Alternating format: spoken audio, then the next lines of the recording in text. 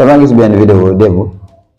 defe naa enquête 221 moo ko def. millions yi naan ay 5000 mais ñu meri ñu waxaale 10 000 la ñu wax. ci meeting bi doon am Pikine démb xaw ma benn bokk yaakaar xaw ma APR sax fu ko doon def ñu gis ci ay xale sol ay t-shirt Macky Sall di wax ne dañ leen a fay moo leen indi ci meeting bi waaye Sonko la ñaan moom la ñu woteel mu amoon ci benn jàngat nag wala benn message ma leen bëgg a lancer mooy que man damaa jàpp ne polémique bi bëri na ci gisaan naa ñeneen defaat ay vidéo naan waa Pastef ñooy manipuler genre coow yu bëri waaye li ma ci ñor mu bëgg ko wax mooy damaa jàpp ne ci li mu nekk sa nit ci li nga nekk day nekk loo xam ne loo fier lay doon fier ci dara nag maanaam mooy wala da cee bokk nga fexe ba li nga nekk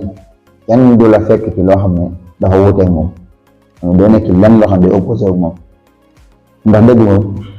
fu mu nekk moo doon problème waaye ñaari dëgg mënut a am comme si que ñaari dëgg mënut a am nag yow li nga xool ba jàpp ne bii mooy dëgg boo ci nekkee li nga xam ne ay caaxaan la woon da nga koy bàyyi ne moom loolu laa gëm te bu loolu passé dafa am benn borom xam-xam bu joxoon benn exemple boo xam ne dafa am solo day jar nit ñi di ko bàyyi xel day tax nit ñi di ko bàyyi xel ndax da lay dimbali yow ci nga bañ a am njëkk